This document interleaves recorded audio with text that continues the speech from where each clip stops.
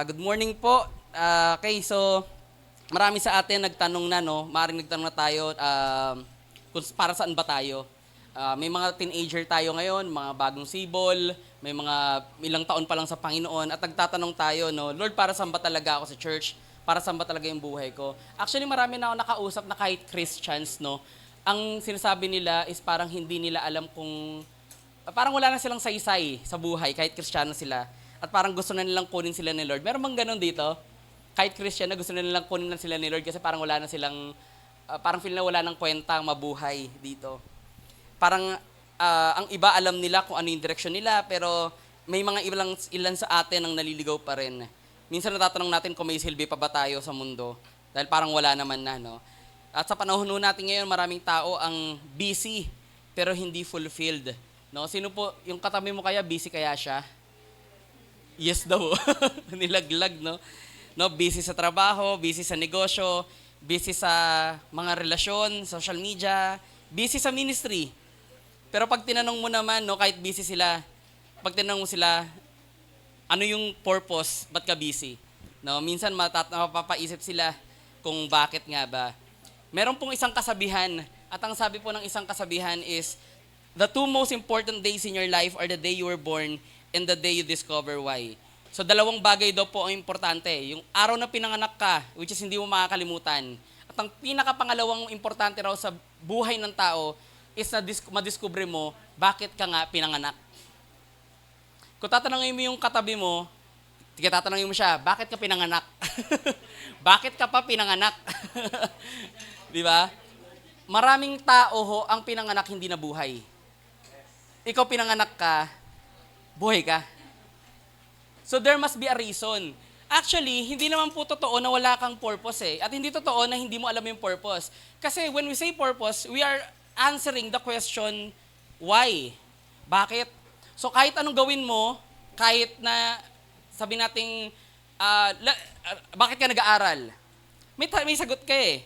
Bakit ka graduate? Ba't ka graduate? Nga pala, palakpakan natin ng Panginoon sa buhay nito, Per. Bagong graduate, yan. Bakit kayo nag-aaral? Kasi sabi ni Mama. Bakit kayo nagtatrabaho? Sa mga wala naman pong trabaho, hindi nag-aaral, bakit kayo naging nanay? At sa mga tatay, Happy Father's Day, bakit kayo naging tatay? All of us have answers to those questions. Bakit ka humihilik? Bakit ka malaging natutulog? Bakit ka kain ng kain? Bakit ka madalas lumayas or mag-travel? Lahat ng ginagawa natin may tanong ng why. Pero meron ka rin sagot, why. So meron kang purpose. So pag sinabi mo, bakit ka nabubulakbol? May dahilan ka. Hindi totoo yung salitang wala lang. Actually, dun sa salagot ng wala lang, may reason pa rin yun. Ang reason mo, gusto ko lang magpalipas ng oras, that's a reason. Gusto ko lang mang-asar, that's a reason.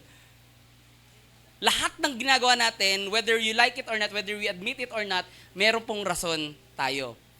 But this morning, it's not about what's your purpose eh. It's not about meron ka bang purpose o wala. Ang tatanungin natin sa umaga nito, do you have a godly purpose?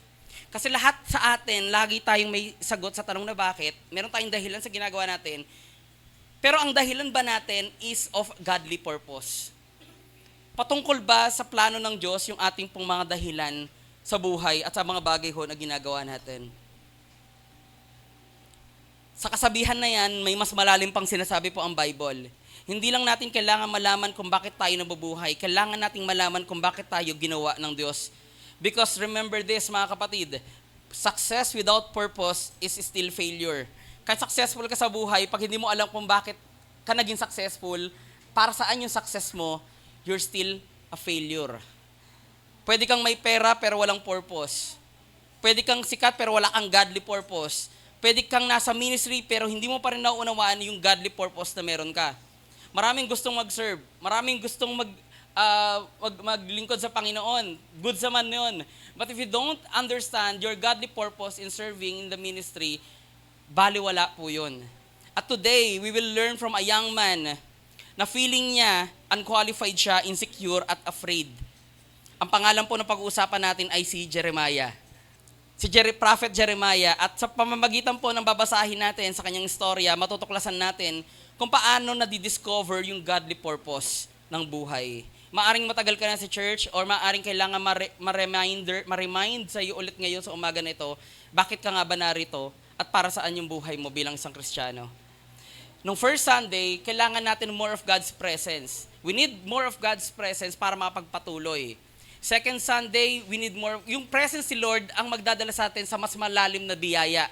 Pero ang biyaya ng Diyos ang dapat magpakita sa atin kung ano dapat yung purpose natin sa mundo. And so let us read in Jeremiah chapter 1 verses 4 to 10. 4 to 10 tayo. Sabi diyan, so you can read with me, no?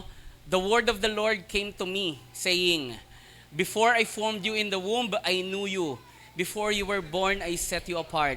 I appointed you as a prophet to the nations. Alas, sovereign Lord, I said, I do not know how to speak. I am too young. But the Lord said to me, do not say, I am too young. You must go to everyone I send you to and say whatever I command you. Do not be afraid of them, for I am with you and will rescue you, declares the Lord. Then the Lord reached out his hand and touched my mouth and said to me, I have put my words in your mouth. See, today I appoint you over nations and kingdoms to uproot and tear down, to destroy and overthrow, to build and to plant. In verse 4 to 5, balikan natin yon. The word of the Lord came to me saying, before I formed you in the womb, I knew you. Before you were born, I set you apart. I appointed you as a prophet to the nations. Mga kapatid, bago tayo pumunta sa mga pag-uusapan nating punto sa umaga po na ito, tignan natin yung context nito. Si Jeremiah po ay nabuhay sa isang panahon na kung saan yung Judah ay nandun sa pinakamagulong sitwasyon sa kasaysayan niya. Kasi po ito yung panahon na sila po ay sasakupin, lulusubin, gagawin silang alipin. Wawasakin di naman wawasakin, pero uubusin sila lahat kasi ibibihagin ho sila. So napakagulo ng panahon ni Jeremiah. Kaya nga po si Jeremiah 29:11, yung paboritong verse ng marami, for I know the plans I have for you, plans to prosper you and not to harm you, says the Lord. Yun yung panahon na dinakip na sila. Bihag na ho sila nung panahon na yon. Pero dito sa verse 1 pa lang, papalapit na yon, mangyayari na yon. At sa panahon na napakagulo na ng sitwasyon nila, political unstable, parang sa panahon natin ngayon yung gobyerno hindi humaayos, mas magulo ho sa kanila. They are spiritually corrupt. Ang buong bansang Judah is spiritually corrupt because there are so many idolatry everywhere. Marami silang Diyos-Diyosan aside from Yahweh. At ang mga tao, nire-reject nila kung ano yung sinasabi ng Diyos. So ganun na ho sila kalala. Ang Jerusalem papunta na sa destruction sa pamamagitan ng Babylon. At imaginein natin, no, mga kapatid, para silang isang barkong lulubog na, magulong-magulo na, pabagsak na sila, halos wala ng pag-asa. Pero sa gitna ng sitwasyon na yon, si Lord, ang tinawag niya, isang batang lalaki para maging servant niya as a prophet. Kung tutusin, dapat iisipin natin, ang tinawag ni Lord, isang leader na matikas, matipuno, di ba? Pero actually, matanda si Jeremiah dyan. Hindi siya ganun ka-accurate na picture. Pero wala kasi ako makitang mas bata. Pero pinaniniwalaan po, mga kapatid, ng mga maraming Bible scholars na si Jeremiah po ay around 17 to 23 years old. Sino dito ang 17 to 23 years old? Mga kasing edad ko po. Ay, sorry po Lord. Patawarin mo po kami. 17 to 23. Batang-bata. Mga 16 years ago. Okay? Hindi po siya sikat. Hindi siya isang military leader. Hindi po siya hari. Walang posisyon ang Jeremiah. Simpleng teenager, 17 to 23 years old. Napakabata. Anong gagawin ng ganung edad sa isang napakagulong bansa na sasakupin? Isa lang siyang ordinaryo sa bayan ng Anathoth. At doon magsisimula ang kanyang purpose. So, pag-uusapan natin ngayon kung para saan ba ang purpose ni Lord, yung godly purpose. At pagtatapos tayo, paano natin madidiscover yung godly purpose na yun. So, ready na po ba kayo sa umaga na to? Amen. Number 1, God's purpose begins with God's initiative. Ibig sabihin, ang purpose ni Lord magsisimula sa Kanya, hindi sa'yo. In Jeremiah 1 verse 5, before I formed you in the womb, I knew you. Kung napapansin ho natin dyan, sa binasa natin dyan, hindi sinabi ni Lord, Jeremiah, pagkatapos mo maging successful, tsaka pala kita nakilala. Nung naging magaling ka na, Jeremiah, nakilala kita. Hindi rin po sinabi dito ng Panginoon, pagkatapos mo maging holy, pagkatapos mo maging banal, tsaka pa lang kita tatawagin. Hindi. Ang sabi dyan ng Panginoon, before I formed you, bago ka pa man din likhain, bago ka pa man din isilang, bago pa magkakilala yung nanay at tatay mo, kilala na kita. Yung mga hindi pa po nagkakaanak dito, hindi nyo pa alam kung sino yung magiging anak nyo, kung ano magiging, syempre tao magiging anak nyo. Pero hindi nyo alam kung babae, lalaki, ano itsura. Pero si Lord, bago pa raw lumabas, bago mabuo si Jeremiah, kilala niya na raw si Jeremiah. And same with us. Hindi mo kailangan na maging sobrang husay bago ka tawagin ni Lord. Hindi mo kailangan maging sobrang banal para makilala ka ng Diyos at mapansin ka ng Diyos. No.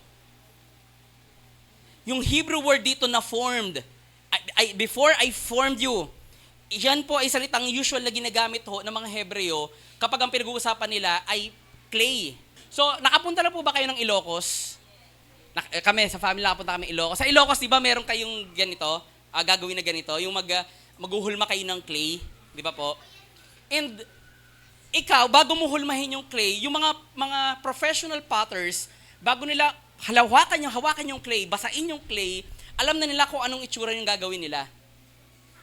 So lahat ho ng kanilang gagawin, huhulmahin, hindi po aksidente. Hindi ho aksidente yung shape na gagawin nila. Hindi aksidente yung process kung paano gagalaw yung kamay nila. Kasi bago pa nila pormahin yun, alam na mga potter, specifically sa panahon ho nila, kung anong disenyo yung gagawin nila. Same with us. May intention yung Diyos, may purpose yung Diyos na sa panahon ng time na tayo ay bago likhain ng Diyos, ang tao, alam niya na kung ano yung magiging itsura mo. Tingnan mo yung katabi mo. Yan na talaga yan.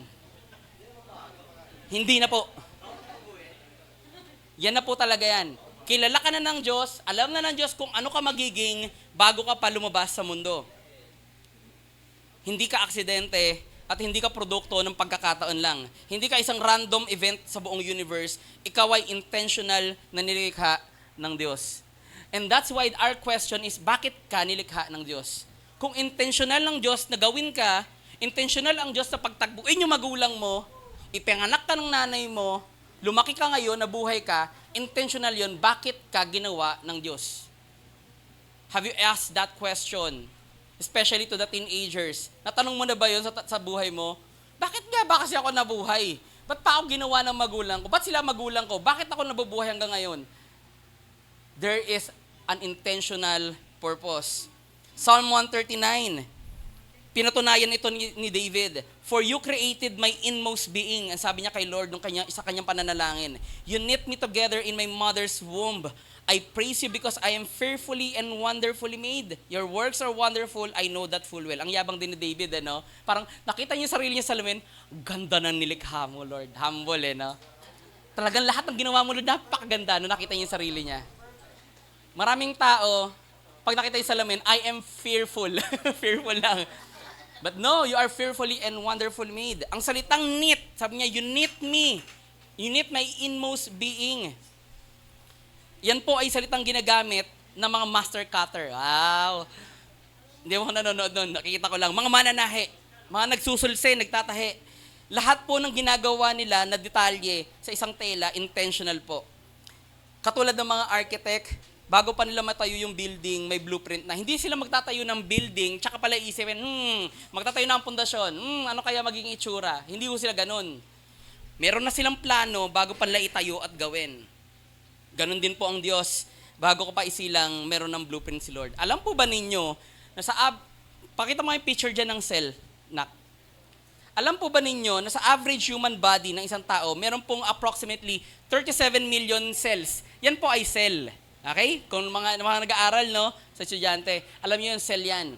Yan po ay mga bagay na bumubuo sa atin. At sa isang katawan ng tao, sa isang normal na katawan ng tao, 37 million. Konti, marami. Ang dami. At sa bawat isang cell na ho na yan, meron hong DNA. Napakarami, mayroong DNA formation na parang encyclopedia. Now, what is DNA? Ang DNA po ay, sa madaling salita, dito po nila pinoprogram. parang let's say, parang isang computer ito sa katawan natin, yung DNA, na doon sinulat nung creator kung ano ka magiging physically. Kailan tutubo balbas mo, kailan ka magkaka-menstruation, kailan ka mapapanot, kailan ka... too personal, I'm sorry.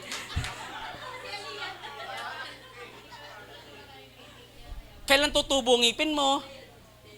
Lahat. Lahat. Kaya di ba iba nagtataka, halimbawa, iba nagtatanong sa akin, bakit daw ako may balbas? Sila daw wala, dito lang daw. Ilang piraso pa. Sabi ko, hindi, nasa DNA yan. Ako, pinogram ako na ganito magiging mukha ko. Yung katabi mo, pinogram na magiging ganyan na itsura niya. So, nakaprogram po yun. Yun yung DNA. Bakit humahaba kuko ko? Ba't yung kuko mo matulis? Ba't yung kuko ko pabilog? DNA po yun. Nakaprograma ang itsura mo sa ganyang itsura. Okay? So pagpasalamat mo kay Lord, yung itsura mo. Kasi prinograma yan ng Diyos. Prinograma ng Diyos kung kailan katatangkad. May mga iba, ang liliit. Pero tumatangkad. May mga iba na natili doon. Pero kasi kapatid, hindi mo dapat sisihin si Lord. Why? Kasi prinograma ng Diyos na ganyan ka. At kung ganyan ka prinograma ng isang napakabuting Diyos, ang sabi doon, I am fearfully and wonderfully made. So pwede mo ba sabihin sa katabi mo, ang ganda mong nilalang?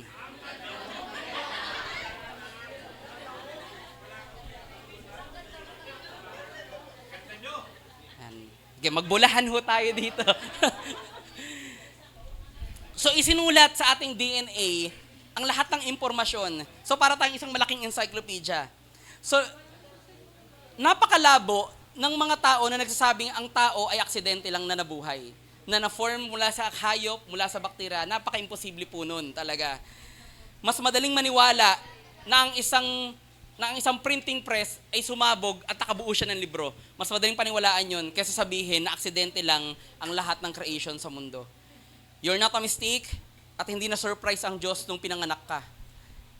Ikaw ay parte ng plano ng Diyos. And so, masasabi nakikita natin that your purpose, God's purpose in your life, starts with God in His initiative. So ano ang ma-take away natin doon? Ang ibig lang natin sabihin mga kapatid, hindi ikaw ang gagawa ng purpose mo. Bagamat you have purpose, bakit ka nag-aral? Bakit sa ganitong kumpanya ka nagtrabaho? Ba't itong karir ang pinasok mo? Meron kang plano. Pero sinasabi ho ng banal na kasulatan, yung totoong plano mo, your godly purpose, your true purpose, hindi magmumula sa'yo. Magmumula yon sa Diyos na lumikha sa'yo. So right now, if you have plans, it's good. Kung meron ka ngayong naiisip na, eto yung purpose ko, bakit ako tinawag? Kasi may mga tao, di ba, ang purpose ko sa buhay ay para i-enjoy yung buhay. Sabi mo yun. Purpose mo yun sa sarili mo. But that doesn't mean na yun yung totoo mong purpose at yun yung totoong reason bakit ka pa rin nabubuhay hanggang ngayon. Because only God can give you your purpose because He is our creator and we are just creation. Ang isang cellphone na create, hindi niya pwedeng sabihin sa sarili niya, eto lang yung magiging purpose ko. Hindi. Ang magsasabi para saan siya, yung gumawa sa kanya. At lahat ng meron tayo, yung bangko, yung nag-create ng bangko, yung bangko mismo hindi niya pwedeng sabihin na ang purpose ko ay para ipanghagis ako. Hindi yun ang purpose niya. At hindi niya pwedeng bigyan yung sarili niya ng purpose. Ang magbibigay lang sa kanya ng goal, o magbibigay sa kanya ng dahilan ng existence niya, ay yung nag-create ho sa kanya. Tatanungin kita, ano yung plano mo, ano yung purpose mo, nakala mo yun yung purpose ng buhay mo, na mukhang hindi pala. Nawa masagot mo sa umaga po na ito. Number 2, God's purpose requires God's consecration. Sabi mo, consecration. Before you were born, I set you apart. Sabi ni Lord, bago ka pa pinanganak, kilala na kita. Nagsimula ang purpose kay Lord. Pangalawa, bago ka pa ipanganak, hiniwalay na kita. I already consecrated you. Ano yung consecrate? Sa ibang translation yan, I have anointed you. Sinet apart kita, hiniwalay kita, kinonsecrate kita. Ibig sabihin no, ikaw ay hiniwalay. I-dedicate ka ng Diyos for His purpose only. For God's purpose only. Hindi ka kanya create para sa mundo, hindi niya kanya create para sa kung kanino pa man, create ka para sa Kanya. Bakit tayo create ng Diyos? Para kanya create si Adan at si Eva? May sumagot kundi para magkaroon ng relasyon sa Diyos, maramdaman ng tao, mapapagbuhusan ng biyaya at ng pagmamahal ng Diyos. And that's God's purpose for us, kay Adan, sa tao, in general. Meaning ho, bago pa man gamitin ng Diyos si Jeremiah, pinili na siya at hiniwalay na siya. Come to think of this, si Jeremiah, hindi pa pinapanganak, kilala na ni Lord, hindi pa pinapanganak si Jeremiah, nang nasa isip na ni Lord, ihiwalay kita sa lahat, kakaiba ka, special ka, gagamitin kita. And same with you, same with me, same with all of us na mga anak ng Diyos. Bago ka pa kilala, bago ka pa ipinanganak, alam na ng Diyos kung anong purpose mo, at bago ka pa ipinanganak, hiniwalay ka na ni Lord, sinegregate ka na niya, para maging kakaiba sa mundo. Purpose always flow from consecration. Sa pagiging set apart, hindi tayo tatawagin ng Diyos para maging katulad ng mundo. And that's why it is so sad kapag nakita mo ngayon sa social media, sa paligid natin, na marami hong tao that proclaiming that they are Christians, pero maayon sila sa sanlibutan. That's so, nakakalungkot ho yun. Na kapag sinabi nila na okay na pala ngayon talaga ikasal, nakakalungkot to, may mga churches na mababalitaan tayo na nagkakasal ng same-sex, di ba po? Neto nakaraan, yung kilalang transgender, si, ano ba yun? Si Puka? Kilala nyo di ba po? Siya yung siya ba yung nag-ano nung, ano ba? Oo, parang gano'n, no? Siya yung nag-initiate nung kanilang communion. At hindi lang ho sa Pilipinas, maging sa kung aware ho tayo sa mga nangyayari ho even in sa ibang bansa, ganun ho kalala ang nangyayari. So may mga taong umaayon sa takbo ng sanlibutan at dinidiktahan ng sanlibutan. Pero hindi tayo tinawag para i-entertain ang mundo. Tayo ay tinawag para tulungan ang mundo mapalapit kay Kristo, hindi para umayon sa kagustuhan ho nila. We are not called to that, mga kapatid. Tinawag ho tayo para maiba sa mundo. There is a modern problem. Maraming gustong malaman yung purpose nila, pero ayaw magpa-consecrate. Ayaw ihiwalay yung sarili sa sanlibutan. Ayaw ihiwalay yung sarili sa takbo ng mundo. Lord, gamitin mo ako. Pero pagka halimbawa wala na sa church, magpapagamit din sila sa mundo. Hindi ko sinasabing bawal of course, tayo, karamihan sa atin nagtatrabaho secular. Walang problema ho doon. But what we say, na umaayon tayo sa sanlibutan, isa panahon na kasama na natin, let's say, unbeliever, tayo po ay halimbawa nakikipagkwentuhan na rin let's say, nakikipagtsismisan na rin tayo sa trabaho, gumagaya na rin ho tayo sa kanila. Sa mga estudyante, nakikipagkopyahan ka na rin. Meron bang hindi titingin? Hindi titingin, guilty. Sa mga lalaki, pag nasa trabaho, kwentuhan sa trabaho, bastos, nakikipagkwentuhan. Ang mahirap ho, kasi ako naranasan ko, noong panahong nag-backside ako, naranasan ko rin talaga na kapag kasama mo mga unbeliever, puro lalaki kasama ko, pag nagiya sila ng inuman, makikiinom ka. Nakikishot ka. Isa lang naman eh. Minsan lang naman, birthday lang naman eh. Outing naman kasi. Titikim lang, may halo naman. May juice naman. So hindi siya pure sin, kalahati lang. Hindi po eh. You are not called na umayon doon sa ginagawa ng sanlibutan. Amen po ba? Amen. Gusto natin magamit tayo ni Lord. Gusto natin yung purpose ni Lord mangyari sa atin, yung plano niya mangyari sa atin, pero ayaw natin ihiwalay yung sarili natin doon sa bagay na pinahihiwalay sa atin ng Panginoon. Gusto natin ng assignment, ayaw natin ng surrender. Gusto natin ng blessing, ayaw natin ng consecration ng Panginoon. Kapatid, kapag disconnected tayo sa plano ng Diyos, hindi natin ma-access yung buong purpose natin. And that's why, ang sabi ho ni Paul in Romans 12, offer your bodies as living sacrifice, holy and pleasing to God. We need to offer ourselves. Ibig sabihin, kailangan mong ihiwalay yung sarili mo as holy. I-offer yung sarili as holy, meaning hiwalay sa sanlibutan, hiwalay sa lahat ng karumihan ng mundo. A living sacrifice, holy and pleasing to God. Bakit daw po? Pagdating ng verse 2, then you will be able to test and approve what God's will is. His good, pleasing, and perfect. Paano mo malalaman yung godly purpose mo? Paano ka makakapamuhay sa plano ng Diyos sa buhay mo? You need to what? To separate yourself, to consecrate yourself to God, and then you will be able to test and approve. At para malaman natin ano talaga yung plano ni Lord sa buhay natin, ang mabuti, pleasing, at perfect na plano ng Diyos sa buhay natin. But there's a warning here, mga kapatid. Pag hindi natin natutunang disiplinahin yung sarili natin na ihiwalay sa sanlibutan, ihiwalay sa takbo ng mundo, mukhang magiging malabo. Kristyano ka pa rin, ligtas ka pa rin, pero hindi ma-fulfill yung kabuang buhay mo at yung purpose ng buhay mo. Kasi hindi mo makukuha yung pinaka-goal kung bakit ka nabubuhay. Kasi hindi mo hinihiwalay yung sarili mo sa takbo ng sanlibutan. I'm not saying now, huwag ka na magtrabaho sa secular job. Hindi po yun. Huwag ka na magkaroon ng hobby. Hindi po yun. What we are saying is to separate ourselves from the sinful things of the world. At alam naman po natin yun, kung alin yung mga bagay ho na yun. So kung mapapansin ho natin, sa binasa natin kanina, consecration first, dito. Consecration first, ihiwalay mo muna yung sarili mo. Lumakad muna tayo sa Panginoon at huwag sa sanlibutan. Yung purpose ni Lord, secondary na lang napapasok ho sa buhay ho natin. Kaya kasi ang sabi ho dyan, di ba? Offer yourselves muna. And then tsaka mo malalaman kung ano yung plano ng Diyos sa buhay mo. Maybe sa panahon ngayon, o maybe sa oras ho na ito, meron pa rin ho tayong mga bagay na nahirapan tayong ihiwalay yung sarili natin, no? Pero for us, kung gusto mo talaga na makuha at makita at mapangyari sa buhay natin kung ano yung godly purpose, yung pinaka-purpose ng buhay natin, we need to separate ourselves from those things. Minsan po ang tinatanong natin, Lord, hanggang ngayon, Lord, ano po ba yung purpose ko talaga sa buhay?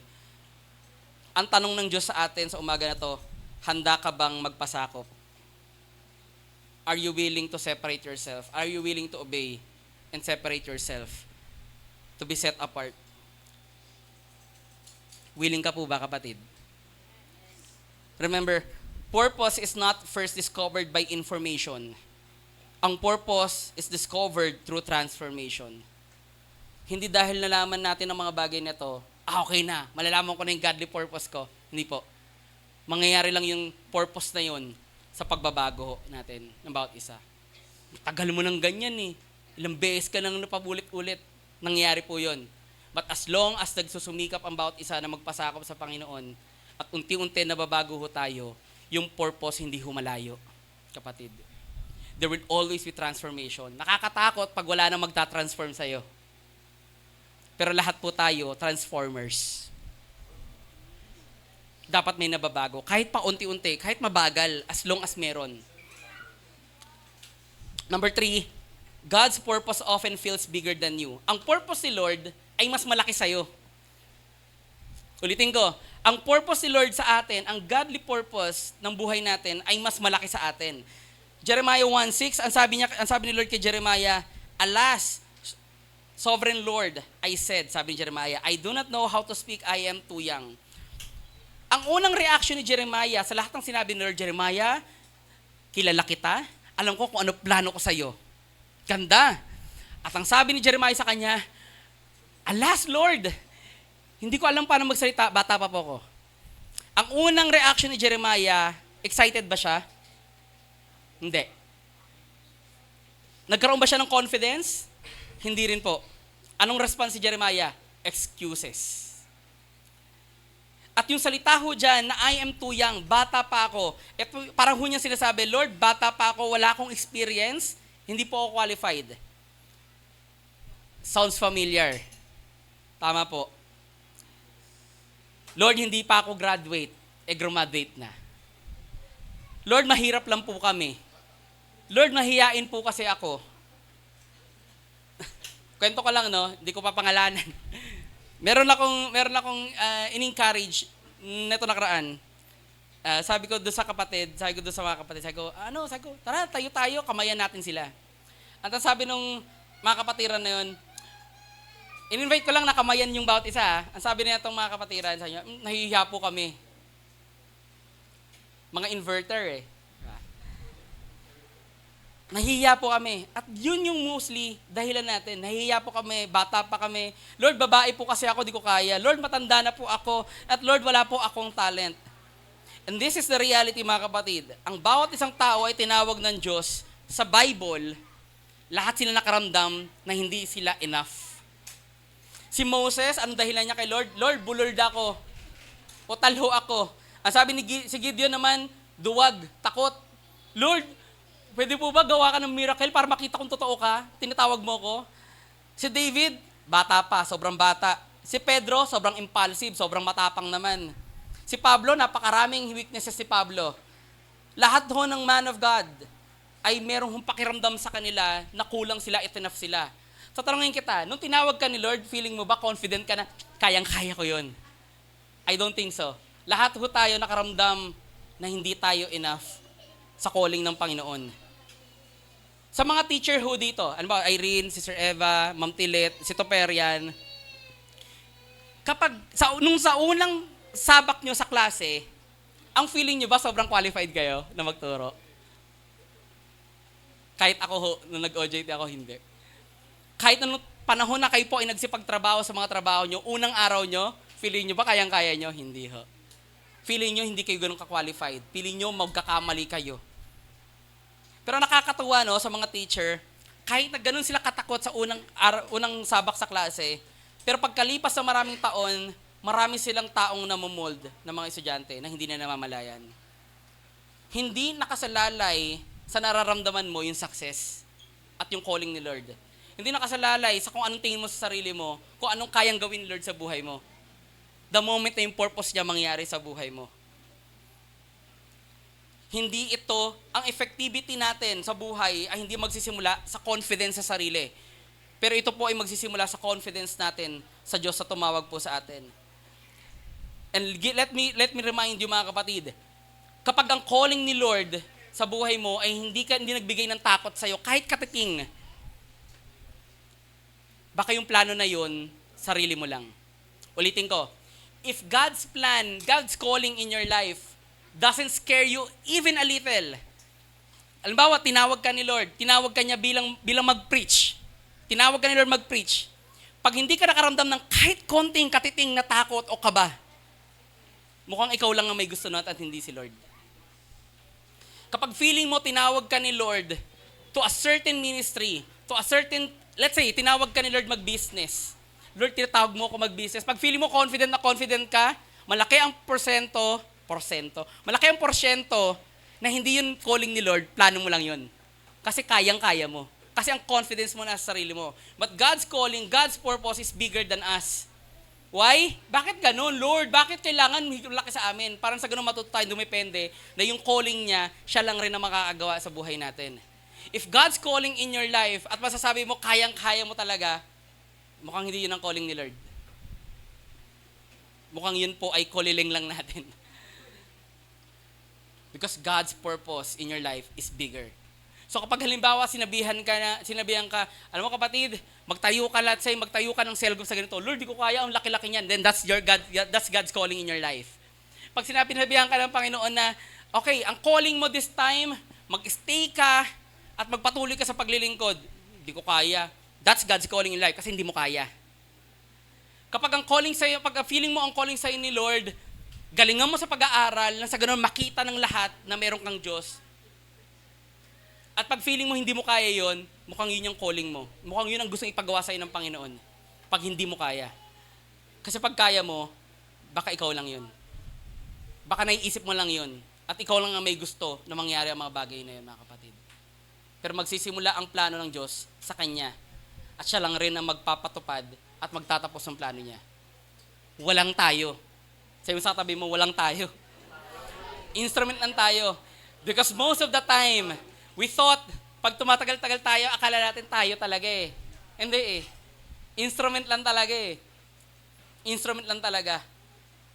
Kahit sabihin natin, marami tayong kayang gawin. Pero kapag kami pinagawa ang Panginoon na mukhang hindi mo kaya, at mukhang hindi kaya ng kahit na anong uisip mo, anong diskarte, anong lakas mo, malaki ang posibilidad na yun nga ay pinagagawa ng Diyos sa'yo. Number 4, God's purpose depends on God's presence. Jeremiah 1:7-8, at ang sabi ng Panginoon, but the Lord said to me, kay Jeremiah, do not say I am too young. Sabi ni Jeremiah, bata pa ako eh. Sabi ni Lord, do not say I am too young. You must go to everyone I send you and say whatever I command you. Do not be afraid of them, for I am with you and will rescue you, declares the Lord. Napansin po ba ninyo, kung babasahin nyo ng maigi, yung sentence na yan, Ang daming insecurities ho ni Jeremiah, pero hindi sinagot ni Lord yung insecurity ni Jeremiah sa pamamagitan lang ng resume na, hindi, powerful ako, um, bibigyan kita ng superpowers. Hindi niya sinagot si Jeremiah ng ganon. Hindi niya sinabi, Jeremiah, okay, ganito gagawin mo, mag-enroll ka muna, magpakahusay ka muna, mag-train ka muna. Hindi sinabi ni Lord. Lord, natatakot ako eh. Hindi sinabi ni Lord na, okay, natatakot ka, o sige, dagdagan mo confidence mo. Wala akong sinabi si Lord diyan na ganon. Sa lahat ng insecurities, sa lahat ng weaknesses na binahagi ni Jeremiah kay Lord, Lord, hindi ako capable. Lord, hindi ko kaya yung pinagagawa mo. Hindi sinabi ni Lord na, o sige, magpakahusay ka muna, hintayin kita after 10 years. Walang ganon. O magtapos ka muna ng SOL bago ka mag-serve. SOD pala. Magtapos ka ng life class bago mo i-offer yung buhay mo ng buong buo sa Panginoon. O tsaka ka na mag-serve ng todo kapag binigyan ka na ng posisyon. Hindi yun ang sinasabi ni Lord kay Jeremiah, mga kapatid. At ang sabi ng Panginoon sa kanya, I am with you. Sobrang laki ng calling, sobrang laki ng purpose, sobrang laki ng pinagagawa sa kanya. Hindi niya kaya. Hindi sa kanya sinabi ni Lord na bibigyan kita ng ganito, ng ganyan. Hindi. Ang sinabi ni Lord, bibigay ko sarili ko sa iyo, kasama mo ako. Wala kang ibang kailangan. Wala tayong ibang kailangan sa buhay. Kung gusto nating mabuhay para sa Panginoon, wala tayong ibang kailangan kundi mismo ang Panginoon. Kung ang pangarap mo, meron kang pangarap na, Lord, gusto kong i-offer yung buhay ko sa iyo. Mula ngayon hanggang sa katapusan, ako'y maglilingkod, Kristiyano ako habang buhay forever. Wala kang ibang kailangan, si Lord lang ang kailangan mo. Yun ang gustong sabihin ng Panginoon. Wala kang ibang kailangan, ako lang. Ako lang sapat na. The secret to purpose is not the ability we have. The secret to purpose, hindi yung possession na meron din tayo. The secret to God's purpose or to godly purpose is God's presence. God Himself, mga kapatid. Sa kabuuan ng scripture, makababasa mo, God is with Moses. God is with Joshua. God is with David. God is with Mary. God is with Paul. God is with Peter. God is with the church. Walang ibang pangakong binigay ang Panginoon sa lahat ng tinawag niya, kundi sasamahan kita.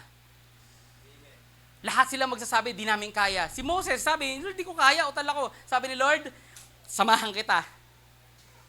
Joshua, Lord, puro higante doon. Ang naiisip ni Joshua, kasama ko ang Panginoon. Si David, papatay niya si Goliath, napakalaking challenge. Pero ang sinabi niya, the Lord will give you to me. Kasama ko ang Panginoon. Mary, ano sabi ni Mary? Hindi ko kaya to. Magbubuntis ako ng virgin. Pero ang sabi ni Gabriel, the Lord is with you. Pablo, Peter, the church, alam nilang kasama nila ang Diyos. Church, tanongin kita, naniniwala ka ba kasama ka ng Diyos? At sinasamahan ka ng Panginoon?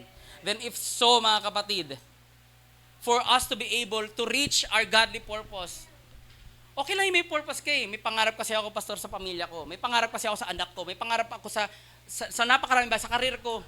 Marami akong pangarap eh. Okay lang yung mangarap ka. But you need to have more of godly purpose. Sana mas marami yung godly purpose. Mas marami yung plano ng Panginoon na naaabutin ho natin, mga kapatid, sa buhay na ito. Nung bata po tayo, sino dito nung bata pag nag-brown out natatakot? Pero di ba po, kapag kakasama naman natin sila nanay, si tatay, yung parents natin, kahit na bumagyo, kahit na kumidlat, kumulog, kahit na mag-brown out, lumalakas si loob natin kasi kasama natin sila. Hindi naman nagbabago yung panahon eh. Hindi naman nagkaroon ng ilaw ulit eh. Ang nagbago lang yung mindset at damdamin natin. Bakit? Kasi may kasama tayo.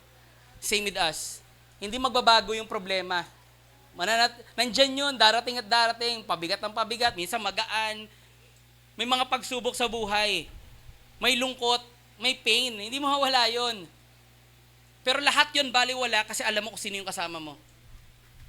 What's amazing here, kapatid, is God's promise na hindi siya mangiiwan.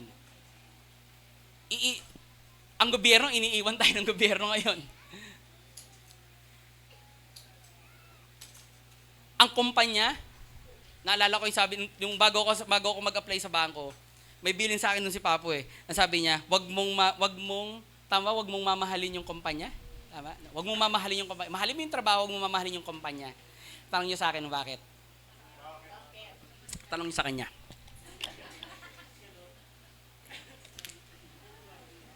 Huwag mong mamahalin yung kumpanya kasi yung kumpanya hindi ka mamahalin. Sino dito pinatalsik ng kumpanya niya? Wag ka na, marami kami ipapalit sa'yo. Meron akong previous sa company, no? Tatanggalin nila yung matatagal na, yung matataas ang sahod, maghanap sila magbago, mas mura. Anong kumpanya? Expendable ka sa kumpanya, sa mga kumpanya. Ultimo mga tao, pwede kang iwan ng mga tao eh. But you need God's. So kung ang purpose mo nasa tao, kung ang purpose mo nasa trabaho, ang purpose mo, even teacher nga, kaya kang ibagsak ng teacher mo pag di ka trip eh. Ako, nararanasan ko yun eh.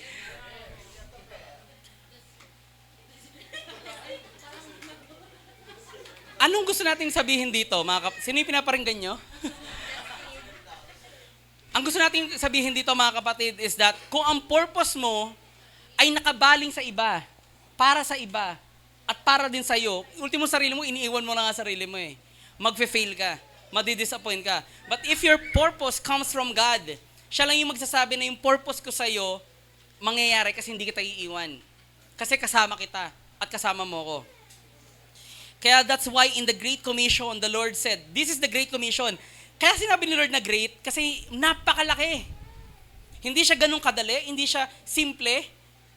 At ang sabi ni Lord, go and make disciples of all nations, baptizing them in the name of the Father, Son, and the Holy Spirit, teaching them everything that I have commanded you, and surely I will be with you in the end of the age. I am with you. Napakahirap ho ng Great Commission. Napakahirap ho gawin nun. Pero ang pangako niya, ang sabi niya ba doon, go, and then they will be born again. Walang ganun. Kaya mahirap mag-share ng gospel eh. Pero bakit dapat natin ginagawa? Kasi mangyayari siya dahil kasama natin yung nagpanukala nun. Kasama mo yung lumikha, yung makapangyarihang Diyos na kinikilala at sinasamba mo. A while ago, we worship the Lord. You are holy. Ikaw ay napakadakila, God. We need your presence, Lord. Bakit natin sinasabi yun? Kasi kailangan natin ng Panginoon at alam natin siya lang makagawa ng lahat ng bagay na imposible at hinahangad talaga at kailangan ng buhay natin. Pero alam lang natin, meron ka lang knowledge na ganun si Lord. But the problem is, hindi natin kayang ipagkatiwala yung ating buhay doon sa alam natin. And that's the biggest problem sa panahon ho ngayon ng Kristyanismo. Marami tayong alam. Kilala naman natin si Lord eh. Kaya nating sambahin si Lord, i-worship siya sa lahat ng napakagandang bagay. Almighty, powerful, you are with us. Nothing's impossible with you. You are the great conqueror. You are the King of heaven. You are the King of kings, Lord of lords. Pero sa panahon na tayo po ay aatasan ng Panginoon ng isang assignment at tayo ay tatawagin ng Panginoon, Lord, di po ako available. Lord, di ko po kaya. Lord, bata pa ako. Lord, sobrang tanda ko na para dyan. We have a lot of excuses. Ang problema, walang problema sa excuses mo, totoo lang eh. Kasi malaki naman talaga yung calling ni Lord kesa sa'yo eh. Ang problema, hindi excuses. Ang problema, wala kang desisyon na magpatuloy at tumugon doon sa tawag ni Lord. Marami sa atin dito, alam mo na yung calling mo. Marami sa atin dito, alam naman natin sa tayo tinatawag ng Panginoon. Ayaw mo lang magdesisyon na tumugon at sumunod. And that's the problem we have. Magaling na tayo, matalino na tayo, alam na natin. Ang kailangan na natin gawin, sumunod. At manalig na kasama natin yung Diyos na tumawag ho sa atin. The presence of God is more important than God's plan. Talaga po ba, Pastor? Ang presensya ng Panginoon, ang pagsama niya ay mas mahalaga kaysa sa plano niya? Yes po. Mahalaga ang plano ng Panginoon. Pero kung yung plano ng Panginoon wala siya doon, bali wala yun. Hindi mo mangyayari.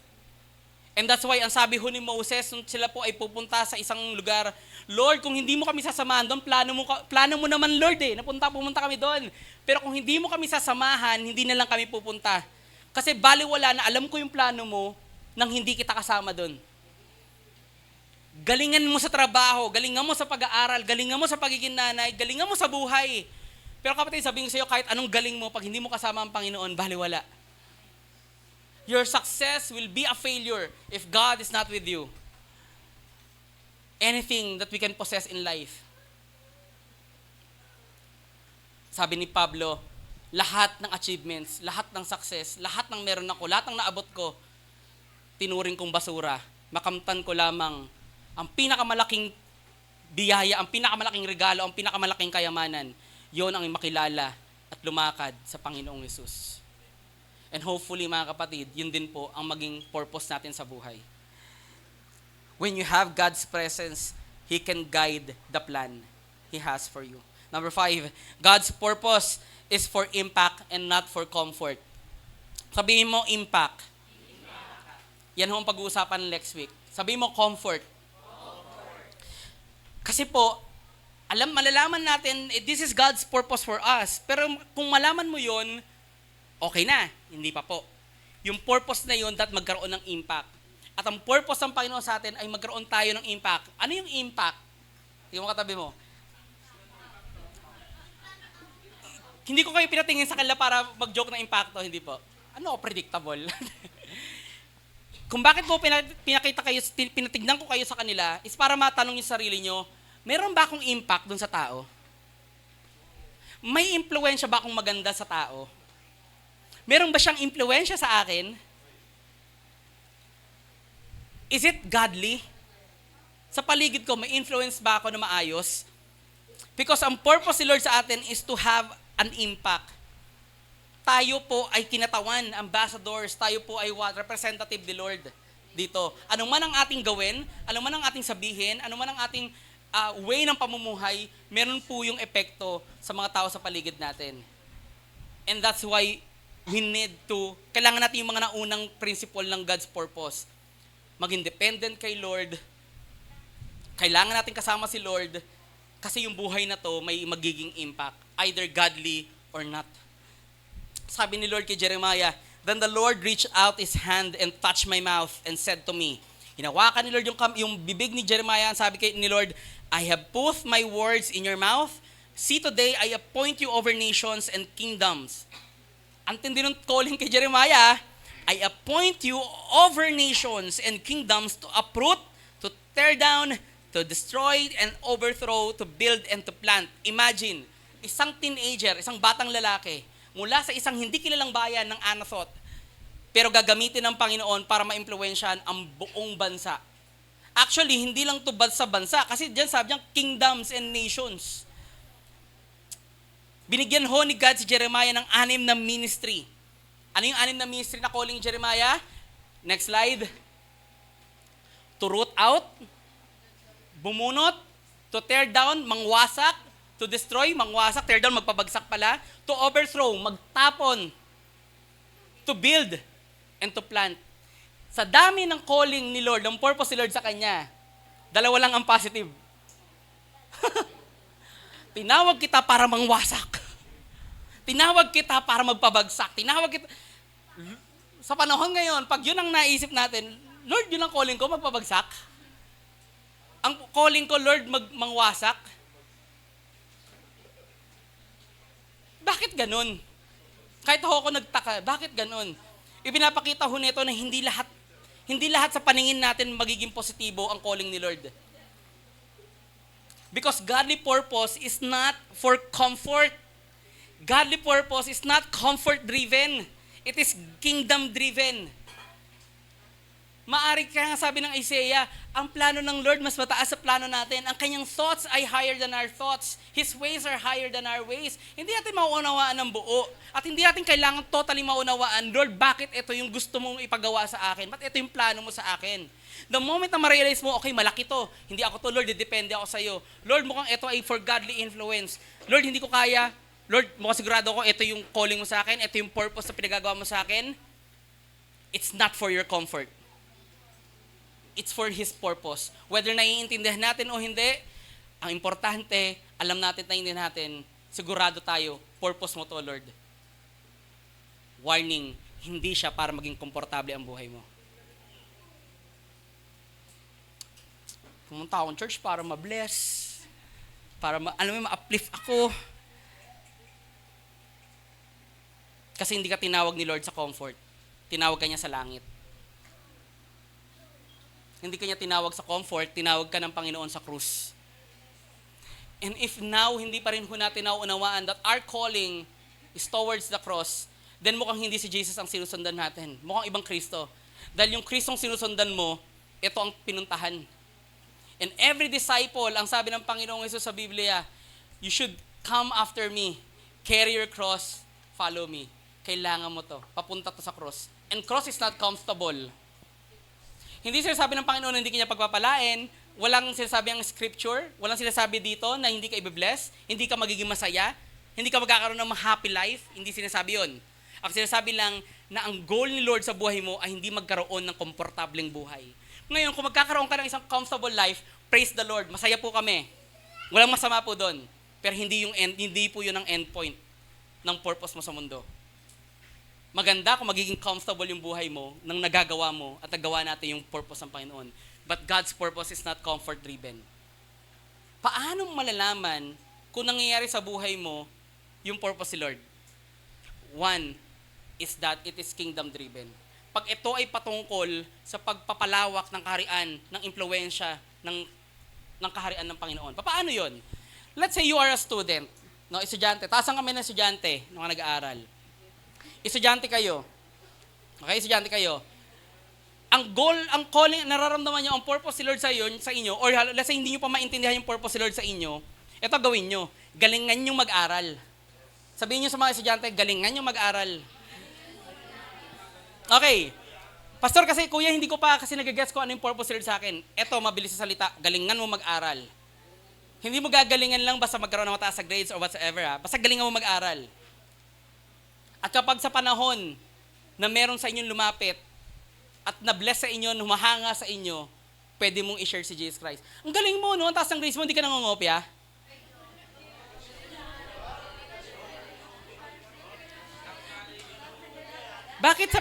Nagtataka po ako, bakit sa panahon na babanggitin ko yung pangungopya, ang dami nagre-react?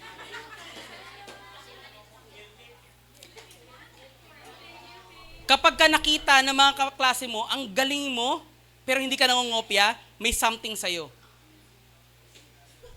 Anong pwede mong gawin? Kasi meron akong Jesus.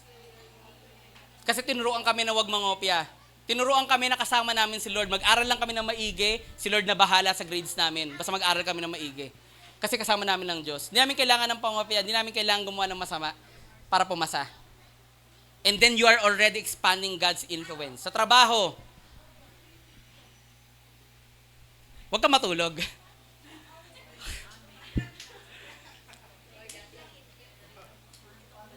Galingan mo. Hindi, ito. Galingan mo sa trabaho. Sa mga nagtatrabaho, sabihin mo sa sarili mo, gagalingan ko. Galingan mo. Pag nakita ng employer, pag nakita ng boss mo na, ang galing mo at malalaman nila Christian ka, there must be something special about you. And then you can tell them, may Jesus ako. Pag niyaya ka nila, outing tayo, meron dong, may swimming doon na may konting alak. Alam mo kung anong dapat mong gawin? Galingan mo. Hindi mo galingan uminom. Galingan mong tumanggi at galingan mo mabuhay bilang isang taong hiniwalay ng Panginoon sa masama. Alam nyo, may nakakwento ko na to, no? Before sa mga previous preaching ko, na merong nagtatrabaho ko doon sa kumpanya. At nagtatanong sila sa akin, umiinom ba ako or what? Kasi madalas sa kumpanya na before natin, maraming outing, labas-labas, no? At laging may ganon. So kahit na alam nilang Christian ako at alam nung TL ko na pastor ako, nagtatanong pa rin sila, inom ka, konti lang. Tapos kahit sabihin ko, hindi po umiinom eh. Ang tanong lagi nila, bakit? Na para bang masama yung pagtanggi? Parang masama yung hindi ka makigaya doon. And meron pang mga ilang instances na nagtatanong, bakit wala kang bisyo, ba't di ka umiinom, ba't ganyan-ganyan? Sinasabi ko ng Christian po kasi ako eh. At hindi po tama para sa amin ang gawin po yan. So in those things, kung maayos mo sasabihin, you are already influencing them. Hindi mo pa binabanggit yung gospel, pero nakikita na nila, etong taong to, binago ng Panginoon. Etong taong to, may something sa kanya. Kasi kung normal lang, iinom ka. Kung normal lang, mangungopya ka. Madali yun eh. Masaya yun eh. Nakikipaghalubilo ka sa mga tao eh. O gawin mo to, gawin mo yan. Madaling gawin ang mga bagay sa sanlibutan. Pero yung tumanggi, meron ako narinig, sabi niya, madaling magpalipad ng eroplano, mahirap magpahinto. Madaling umayon sa sanlibutan. Madali po, kapatid. Mahirap ilayo yung sarili sa masama. Mas malaki sa atin yun. Kaya kailangan natin ang Diyos sa buhay ho natin. This is the reality, mga kapatid. Yung purpose ng Diyos sa buhay ho natin, madalas magre-require yan ng 4 na bagay. Unang bagay na i-require sa'yo ng purpose si Lord, hard conversations. Mga mahirap na usapin. Yung makipag-usap ka sa kaaway mo para makipag-ayos, madali, mahirap. Mahirap. Pero purpose si Lord yun. Yung makipag-usap ka sa taong hindi mo kilala at share mo ng gospel, mahirap, madali. Mahirap. Yung humingi ka ng sorry sa nagawa mo ng mali, madali, mahirap. Mahirap. Yung ikaw ang magpapatawad, yung tayo ang magpapatawad, madali, mahirap. Hard conversations. Pangalawa, hard obedience. Maraming utos si Lord sa scripture, ang hirap sundin. So hindi natin isa-isahin. Hard obedience, mahirap sumunod. But that's God's purpose. Pangatlo, hard decisions. Maraming desisyon sa buhay na gagawin ka para sundin ng Panginoon, mahirap gawin. Yung magdesisyon na gumising ng umaga para magsimba, mahirap, madali, mahirap.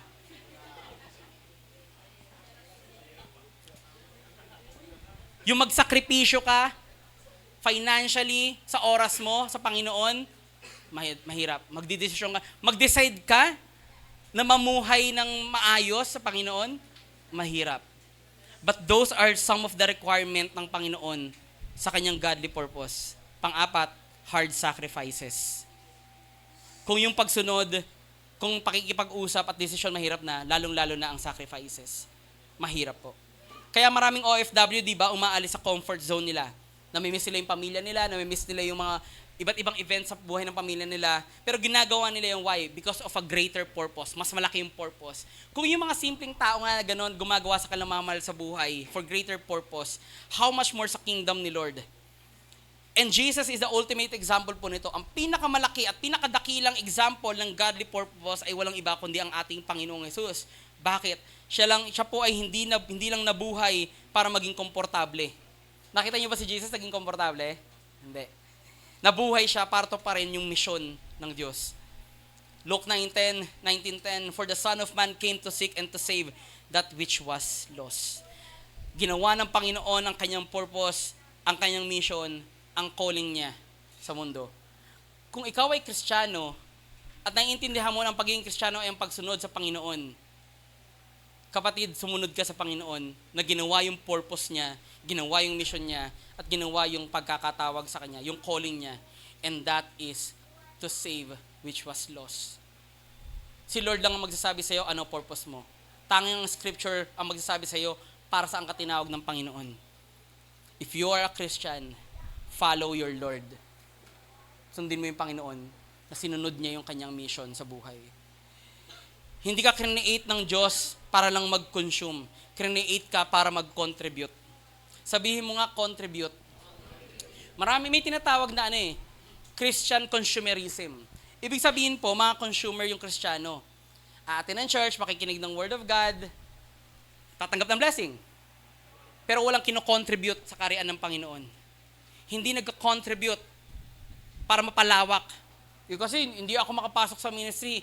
Hindi po yung tungkol sa ministry, mga kapatid. Ang usapin ho ng kaharian ng Diyos ay hindi ho nasasaklawan ng church o ng building. Kahit nasaan ka.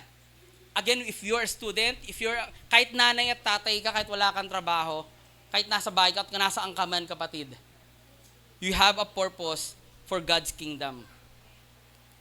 Kung nanay ka, housewife, galingan mo maging nanay.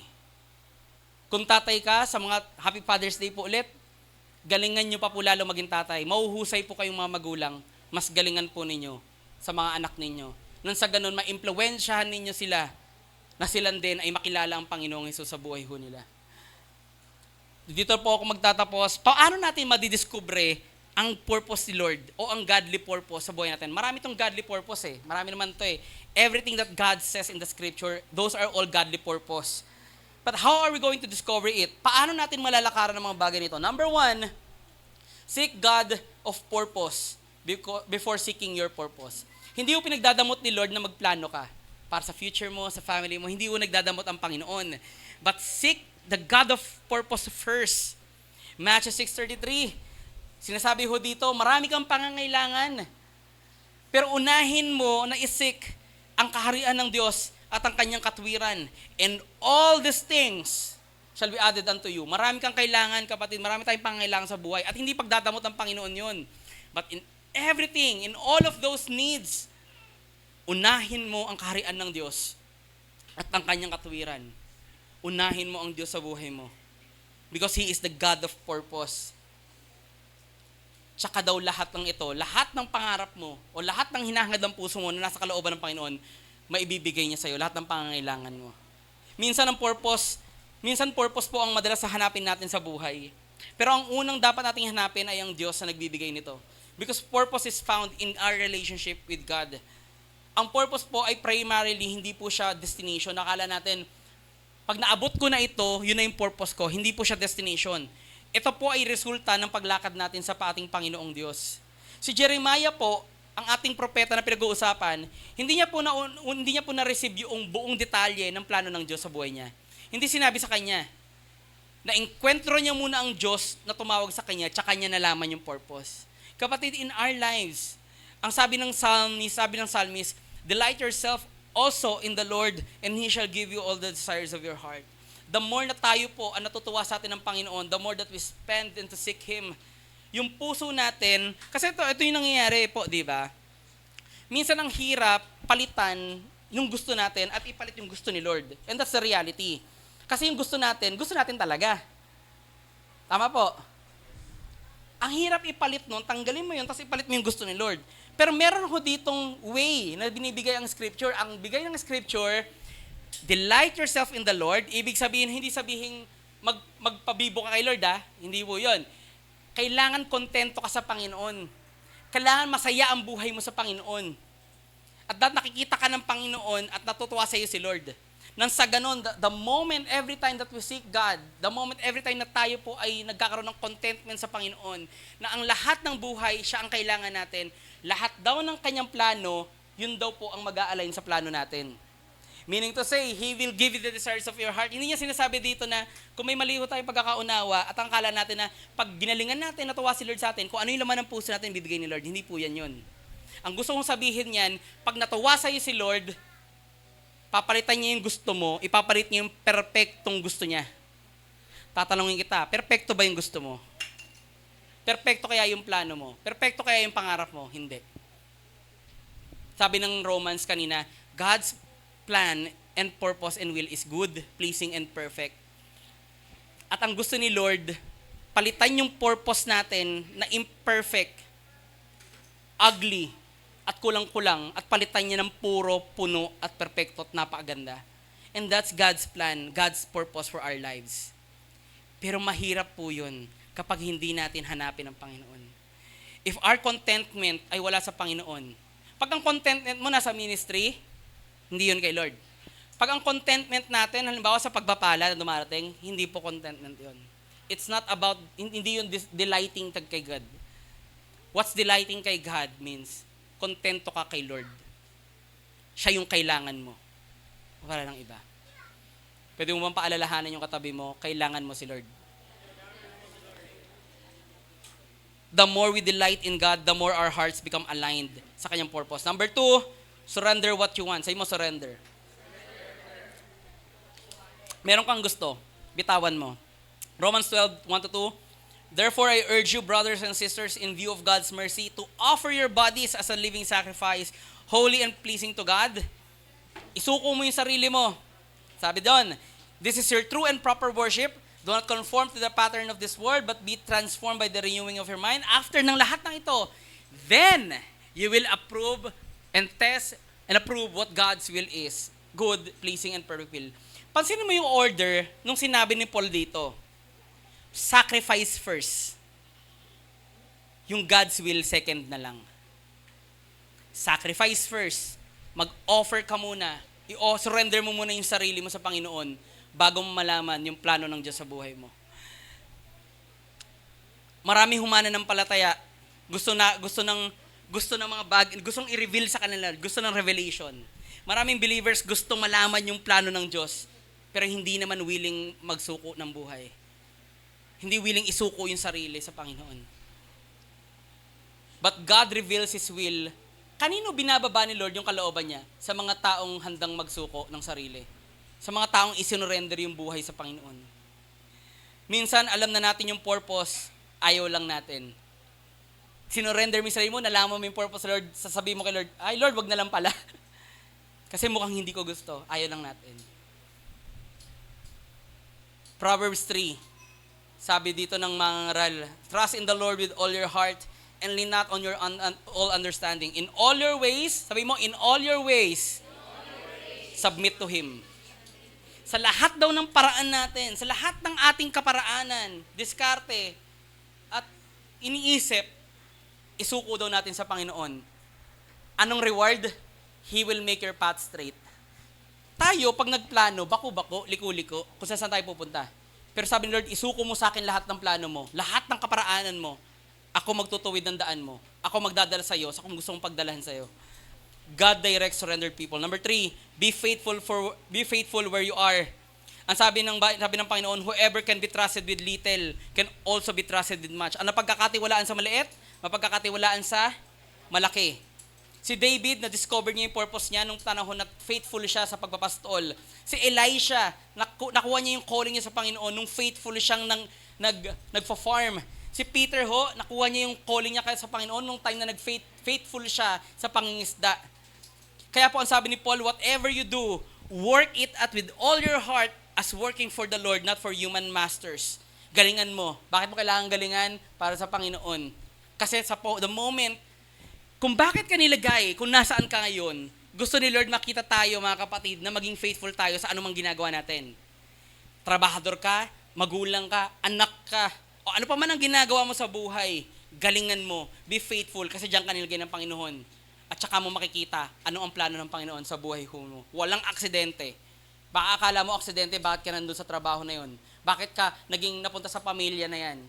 Bakit ka napunta sa isang gawain na yan o sa isang lugar na yan? Hindi ho aksidente, walang aksidente. May plano ho ang Diyos. Galingan mo kung nasan ka ngayon. Number 4, listen to God's word. Your word is lamp for my feet, a light on my path. Hindi ka gagabayan ng Diyos laban sa salita mismo niya. Hindi niya kukontrahin yun. Pansinin mo, ang sabi dito, it is a lamp to my feet. Ilaw siya sa paanan ko. Hindi sinabi dito na isa siyang malaking flashlight na makikita ko lahat ng daanan.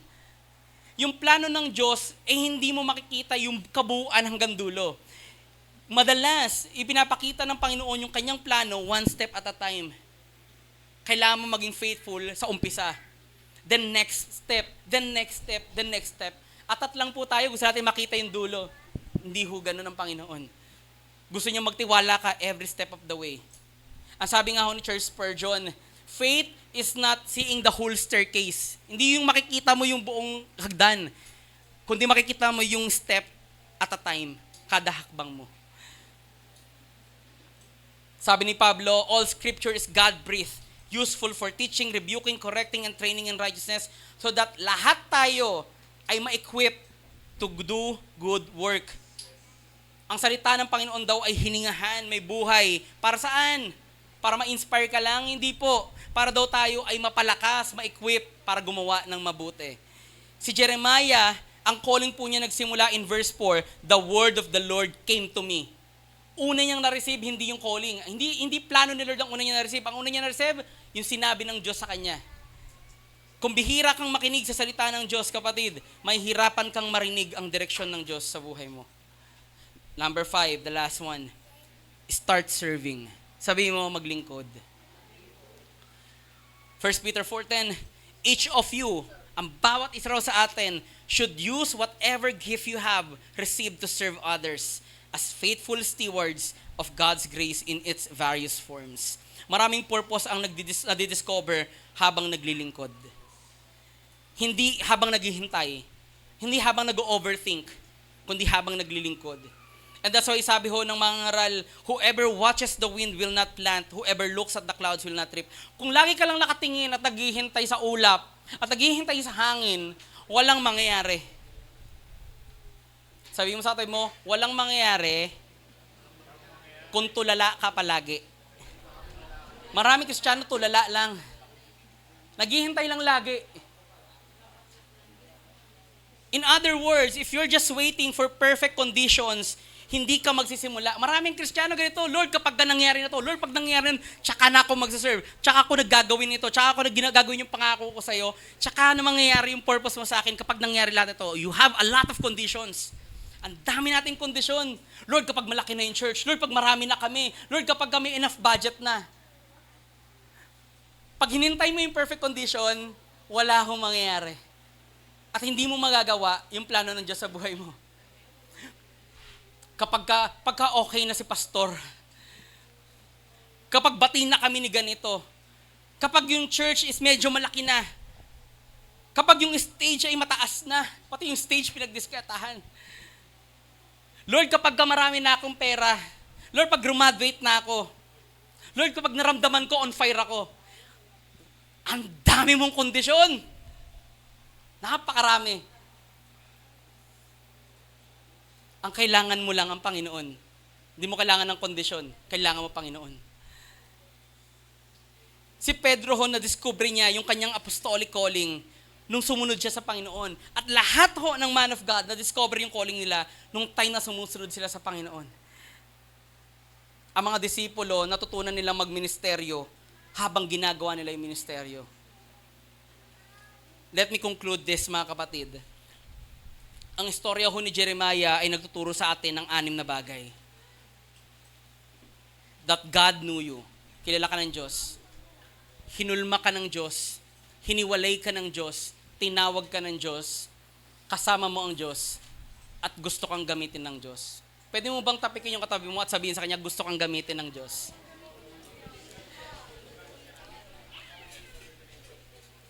Hindi mo kailangan malaman lahat. Kailangan mo lang magsimula sa iisang bagay. Iisa lang dapat ang kailangan mong malaman ngayon, kapatid. Kailangan mong malaman sa sarili mo na mag-yes ka kay Lord. Ano man ang tawag niya sa'yo. Hindi mo kailangan malaman saan ka dadalhin, ano mangyayari. No. Ang kailangan mo lang magdesisyon, yes, Lord. Kapatid, si Lord lang nakakaalam, again, kung bakit tayo nabubuhay hanggang ngayon. Ba't di may pa tayo kinukuha? And so I challenge you, church, huwag mo sayangin yung buhay mo sa paghahabol ng success. Yung success, magfe-fade. Lahat ng mga titulo, lahat ng mga titles and positions, magfe-fade. Yung pera, mauubos, magfe-fade. Pero yung purpose lang ni Lord, yung magtatagal, walang hanggan. At kapag natagpuan mo yung purpose ng Diyos sa buhay mo, doon mo mararanasan yung totoong fulfillment ng buhay. Then you will experience, na yung sinasabi ng Panginoon, isang buhay na ganap at kasaya-saya. Tayo po lahat ay pipikit. Panginoon, maraming beses na po kaming naligaw sa sarili po naming plano, God. Maraming beses na po naming hinanap yung totoong purpose namin sa buhay. And even as Christians, maraming beses, Lord God, na kami yung gumagawa ng purpose namin. Akala namin calling mo. Mas inuuna namin yung gusto namin sa kalooban mo. At sa umaga na ito, humingi po kami ng kapatawaran sa iyo. Patawarin mo po kami for being so selfish, God, na inuuna namin yung sarili namin. Na hindi naman kami tinawag para unahin yung sarili namin. Lord, alam namin di ka madamot. Not because ayaw mo kaming sumaya, pero dahil alam mo sa iyo lang namin matatagpuan ang tunay na pagpapala, ang tunay na kasiyahan, ang tunay na buhay na ganap at kasaya-saya. Panginoon, sa umaga po na ito, sinusuko po namin yung buhay namin sa iyo. Tulungan mo kami, Banal na Espiritu, na madiskubre at hindi lang malaman, pero ma-fulfill namin kung para saan ang buhay na ito. Magampanan namin, Lord God, ang role namin sa kaharian mo. At kung may takot man kami, Panginoon, palitan mo po ito ng matinding pananampalataya na sumunod. Lord, ang calling mo malaki sa amin. Umaamin kami, hindi namin kaya. Sa church na ito, Lord, alam namin, hindi namin kaya. Pero kailangan ka namin. Kailangan ka namin, Panginoon. Ikaw lamang, Panginoon. Kung meron kaming doubts, Lord God, palitan mo po ito ng pagtitiwala sa iyo. Minsan doubtful kami, Lord, sa pinagagawa mo, sa salita mo, sa banal na kasulatan. Natatakot kami, nagdududa kami. Lord, turuan mo kami magtiwala. At kung meron po kaming mga sariling plano, Lord, gusto po namin yung plano mo. Turuan mo po kami, Lord God, na makita yung ganda and the perfection of your grand plan. your purpose in our lives. Higit na mas maganda, higit na mas satisfying, higit na mas fulfilling kaysa sa anumang gustuhin namin sa mundo na ito. Gamitin mo po ang buhay namin sa iyong kaluwalhatian. All for God's glory. Ito po ang aming samot dalangin sa pangalan ni Jesus. Amen.